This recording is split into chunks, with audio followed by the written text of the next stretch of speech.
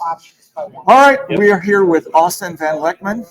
Austin, tell us a little bit about yourself. I don't know if you know anything about the AFF Football Show, but we are a bunch of Army grads who cover Army football, and we're very glad to have you on with us today, so thank you very much. Yeah, I appreciate you guys' time. I've been in the Army for about a decade and a half. I'm a father of 4. I'm actually starting my transition out. Really excited. Congratulations. Thank you. It's going to give me a lot more time to do stuff with the American Legion. Genuinely my favorite organization to work with. It's a lot of fun. And I genuinely love every time they bring me to something, I get to interact with our community. Cool. My favorite thing. Very cool. Love it. All right. So your bio said that you, quote, advanced from staff sergeant to first lieutenant. Dude, what does that look like? Unfortunately, I did write that too. Yeah, a lot of people would say it was a demotion, but yeah, I went to OCS, so I earned my degree. It took me about 5 years to earn my degree. This is a college football show. Where we go to school, what we study? American Military University, and I studied exercise science. Okay. I was like, I just need to do something I'm interested in, so I finished college. Okay. But yeah, so I did that while I was active. I started my degree as a specialist. Yeah. I ended as a E6 staff sergeant, and then I dropped an OCS packet. Okay. The rest is history. All right. Well, that is awesome. So we get to do a lot of cool shit in the Army. What is some of the coolest shit that you got to do in the Army? Oh, God, for sure. I went to Poland. I was in Poland for about 8 months. Okay. Polish people, phenomenal. Yeah. I joined a Gracie Jiu-Jitsu Academy. I'm a purple belt in Jiu-Jitsu. Okay. So I was doing some grappling over in Poland. They're animals, absolute animals. Cool. Very aggressive style, really good wrestlers. But I would say that was the coolest. I got to experience another culture and one of our greatest allies. Yeah, love it. That's awesome.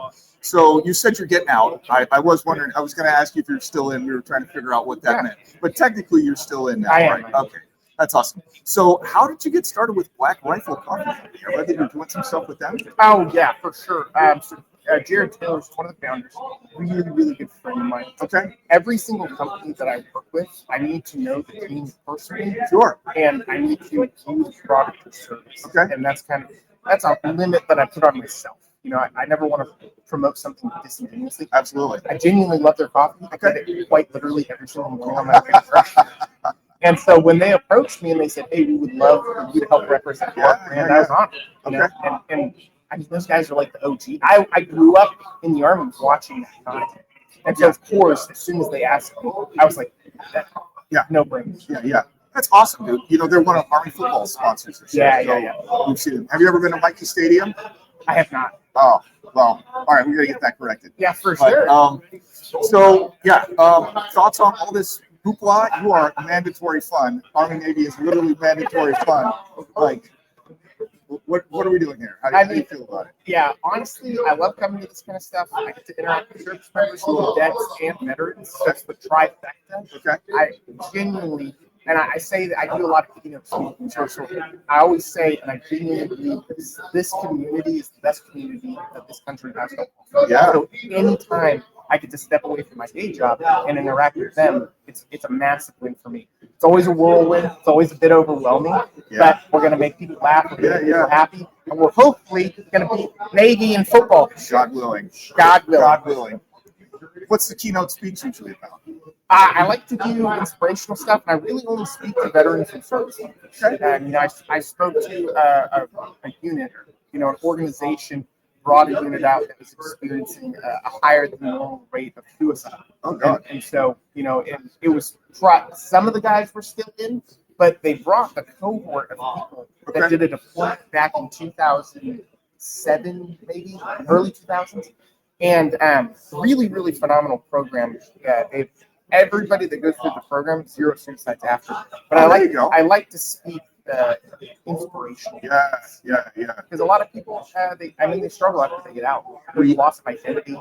We just had my 30th reunion at this point. No shit. And I'm old as it is. You don't look old enough to have 30th reunion. Well, I am. I am 52. And, we've lost 13 classmates and several to suicide. And it was like a couple of guys that I knew well and didn't even know they were struggling. And, it's like that sort of thing reminds you to take every day as it comes. But I also felt really fucking bad that I wasn't there to reach out to my buddy. Right. Well, it reminds you too. If you ever think to yourself, you think back on your time in the military, especially after you're out, but even while you're still in, you're like, I remember my first unit. That one guy. Reach out to him. Yeah, for sure, absolutely. He's probably doing great. Yeah, but he might not. That might be a dark moment for that. For sure, absolutely. All right, have you watched Army football at all this year?